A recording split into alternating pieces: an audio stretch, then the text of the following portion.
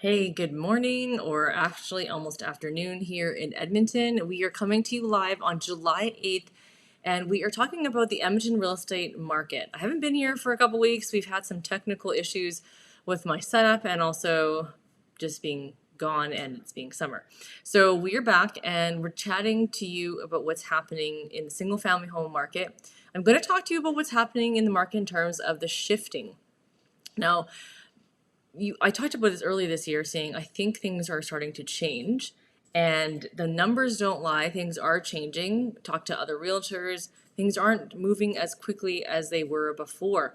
So let's dive into the numbers, and I'm going to talk to you about how to navigate if you are looking to sell your home, buy a house, maybe do both. I'm going to talk about your strategy and how the strategy needs to change.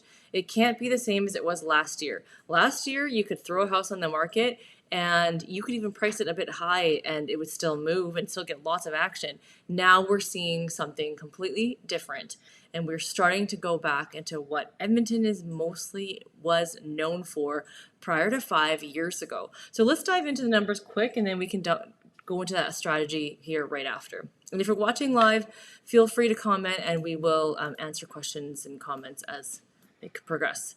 So if you take a look at the current active listings, you'll see that we've actually gone up by a couple hundred active listings. That's the biggest jump we've had week over week. In the last 6 months, I haven't seen it jump up that high. And I had suspected this was going to happen because sales start to get quieter when it is summer, and it is now summer. Kids have been out of school for a few weeks now, and you're at the beginning of July.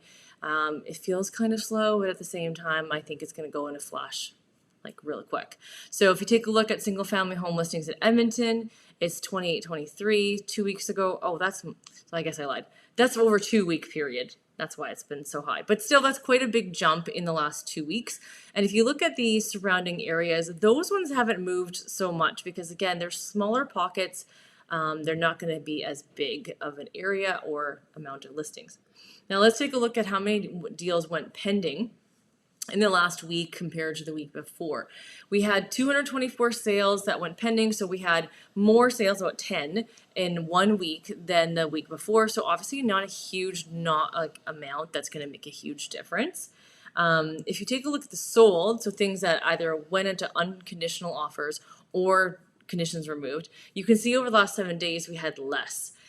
So that was quite a bit less actually. And when we take a look at all of June, I'm going to be recording that and you'll see that video come out next week. I'm going to talk about the entire month of June and what it has done. And my suspicions, based on us doing this week to week, is that the market is definitely slower, and it has been slower when you look at last year. Now we know that it's been slower compared to last year, even earlier on a few months ago when you take a look, and it's no different now. You look and we're 100 less sold at this time this year compared to last year, and that leads me into why market is different and changing. You've got less sales and more inventory, which means we're moving into more of a balanced market.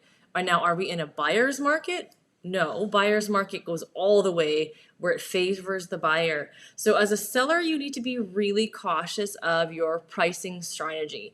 And what do I mean by that? Well, when you take a look at the strategy and look at pricing your home, you do need to look at a few different factors, right? Let's say, for example, your price point. What price point are you in? A strategy for a house in the 400 to 600,000 range is going to be very different than 600 to 900. 900 to $1 million, that's its own little strategy in itself because of just the dynamics there.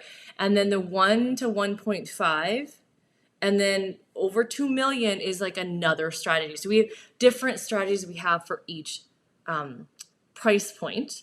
We also have different strategies depending on the area of the home. Now, strategies, you have to sit down with an agent to actually sit down and figure out where does your home fall into? What do we need to consider? It's important that your agent knows kind of the history, but also the active, what's happening right now, what is the trend it's moving towards, so you can beat that. So when we are in an inclining market like this, so the house price starts here, but it continues to go up. That's what we saw the last few years. We were seeing this increasing market. On a declining market, you're chasing the market. So if you start too high, and then you're going like, okay, I'm finally ready to go the price you told me, but really the market's now down here. It's going downwards. You're chasing that. Now, we are no longer, in my opinion, in an increasing market. Are we in a complete decline? Probably not like this, right? But I do believe it is like starting to do that little bit of a decline in all of the price ranges. Again, when we talk about pricing strategy, right now I'm talking to you about the most popular pricing strategy, which is 4 to 600,000. If we're talking about higher, that's a different conversation. So make sure you take that into context. That I'm not saying that this strategy I'm talking about right now is what you should apply for the higher end properties. That has a completely different sit down and conversation, and it depends on the house, depends on the location, all that kind of stuff. So now when we look at the 4 to 600,000 price range, what do we do? What do we look at? I'm going to share with you an area in the called Glastonbury, and I showed you, this is the history in the last, I believe I did last 60 days. No, I did last 90 days, I think. Oh no, maybe last 6 months. Let me double check here. 6 months. Okay, so 6 months ago, we were sitting in February, right? No, January, so beginning of this year. And you can see the price will have changed. If I put the sold date, we're looking at the price changes, right? You can see lots of these increases here where it's sold over list price, which was happening in the first half of the year. You can see here a lot of the price ranges, they went down, they sold for less than what they were listed for in the months of March, April, May. And then you have some in May that sold over list. Now, this also has to do with, was it priced where it needed to be to begin with? Or did it just, have this crazy price point? Let me just see. Where is the actual price here? Yeah, so you can see the actual price. It sold for significantly more. So we'd have to dig into each property to see, was it actually listed where it needed to be, or did it end up going aggressive? But you can see here, no, like this was only $2,000 over. This was only at 7,000. We're not seeing these huge jumps. This one was 20K. This one was 5. This one was 4. This one was 2,000. This one was 11. So the overage of the pricing is different now, right? Now I can see that you can see me also in the background. So sorry for that distraction. I gotta fix that for next time. But you can see here the market isn't the same anymore. So if that's the case, you got to be really careful about that. See here, there's still stuff happening over list, selling over list, but you can see more and more are selling for lower than list. When it's active, it means the prices have dropped, right? So they've been sitting on the market. And if you take a look at the average days on market, it's 32 average days in the last 6 months. So if your house is listed in that area and you haven't sold in the last 30 days, you got to kind of, the first 30 days, you got to look at your pricing. Was it too high? Now, where does it actually fall? Not based on what was there, but what is actually happening right now. And you can see, obviously, we can't compare apples to apples when you're looking at 2,800 square feet versus 1,400 square feet. Those are all different. We need to look at the year built. We need to look at the condition, number of homes, the garage. All those types of factors are all important when you're taking a look at the pricing strategy of what you need to do, especially when you've been on the market. What is the best strategy? How long have you been on the market? Do we need to reset the clock? Now, resetting the clock, just so you know, on the realtor side, I can see cumulative days on market. So if you pull the house off the market today and put it back on tomorrow, in theory, you reset the clock, in theory. So the new days on market shows me 1 day, but I can see the CDOM, which is the cumulative day on the market, and it actually adds the one plus the one before. The only way to really truly reset the market, the clock, with MLS, and I contacted the board, it is 2 months off the market in order for the system to clear the history. So if you're doing that, if you really want to clear it, you're looking at listing it back up in September. So is that a good strategy? I don't know. It depends on why the listing, did it become actually stale? Because sometimes that happens too, where it sits on the market for so long, especially I would say the 4 to 600,000, you will see stale listings. Over the higher price points, that's different. That's not stale. That's like I said, another conversation for a different meeting. But it would be stale. So you have to think of how can we refresh the listing? How can we do things? We can, as realtors, market all we want, but if the price is the wrong price range and it's not enticing, it's not good. Now, there are still buyers out. We are not in a buyer's market where there's nobody there. So, what are some creative things to do to make sure that your house is being marketed to as many people as possible? So, most all listings, if they're on MLS, they are on realtor.ca. So, they're going to be on all the different websites that are syndicated. And anyone looking on realtor.ca or any real estate website will pull those listings. Yes, that's a passive marketing strategy. I say passive because when you put the house on the market as a realtor, you don't have to do anything, it just shows up. Now, what are the things that you can do that are active that will help in these markets where it's more balanced and it's more moving towards a buyer's market? Now we have to do more active marketing. We should always do active marketing, in my opinion. So you've got social media. Social media doesn't just include marketing to other buyers, it also includes marketing to other agents who are actively selling homes in the industry. You have that avenue of Instagram. How active are they on Instagram, on LinkedIn, on stories, on YouTube? YouTube is a huge one. As you can see, you guys are watching me on YouTube to see active properties. What are some houses that are good deals? What are some properties that make sense for that family? Because if now there's 5 options and compared to one, why does someone want to buy your one property? Yes, pricing is very important, but so is the rest. How does the house show? How does the listing photos look? How are things being marketed? Now, on the social side, on the internet side, how are keywords being utilized in that strategy?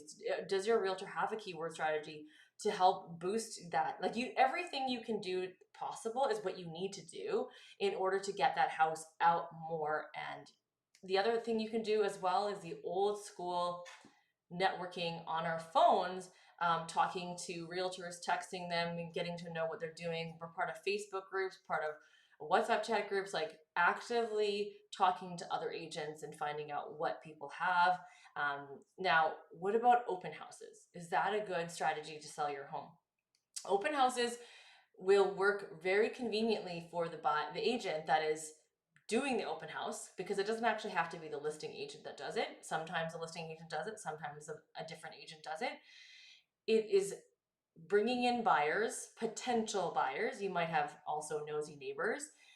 You might have neighbors that are thinking about selling as well. And so open houses tend to be a place where realtors can get new business, but not necessarily business for this house that they're trying to sell. Now, yes, is there's more exposure? Absolutely, there is. Do they sell?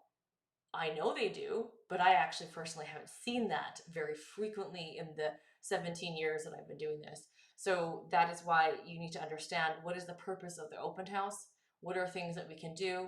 Do you post it on Facebook Marketplace? Do you post it on ads? I've seen that money ad spend too. But those are things that you can get it out there, but you want it to be targeted, right? Because you don't want to just throw it out there.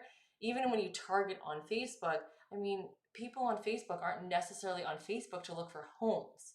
So that's why YouTube is such a more powerful tool, because you came here because you were looking for real estate information. You're not watching this video because you just happen to be scrolling and you just hit on my video. That's usually what happens on those other platforms. So you have to be really strategic when you're trying to figure out those things. And so I just gave you a little bit of a marketing insight.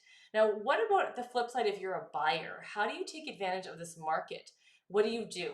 Now, the thing that's important to understand is that as a buyer, are you need to sell your house first?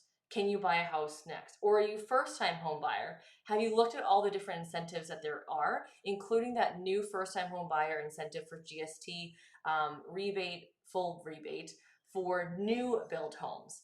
Did you consider a new build home? New builds are actually suffering too. So that's something that I noticed, is that they're not flying off the shelf either. And you're starting to see them give incentives. So I suspect at the end of this year, you're going to see even more incentives, because they're always trying to get their numbers in at the end of the year. And so you're starting to see that now. And they've not been in a good place, I think, in the last year and a bit. But it's starting to really come out. So talk to your realtor. Do they understand how new builds work? Do they know what the price points are? For me, it's really important to understand all that, because when you're in the new build market, even though I don't have the ability to go on the system and look up sold history. The sold history is in here because I have sold so many homes that are new that I understand what the price point is going to be, that kind of thing. If you're looking at resale, what are the different strategies we can take to help you purchase a home? Now, there's different strategies to navigate this market. One has never changed, which is getting your ducks in a row with your mortgage broker and making sure you have a very clear plan.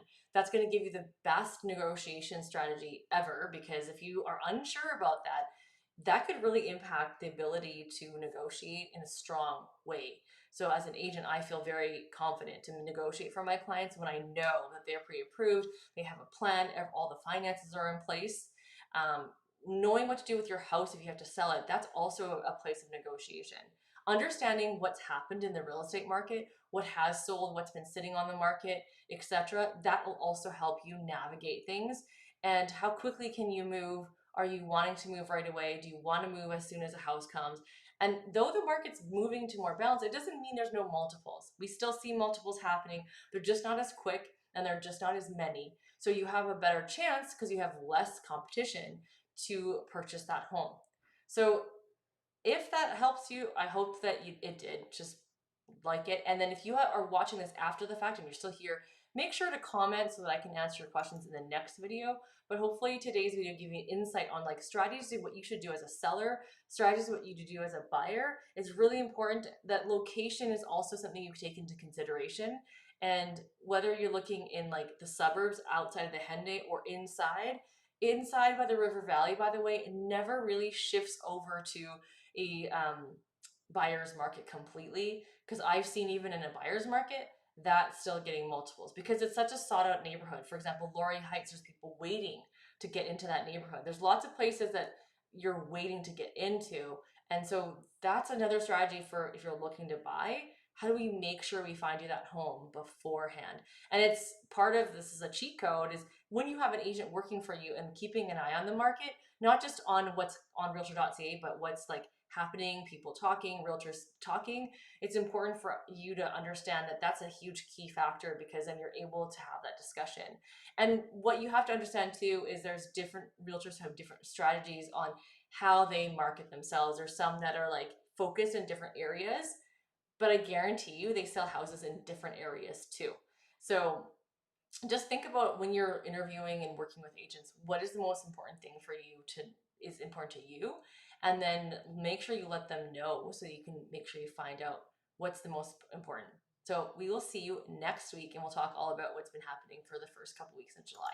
See you guys later.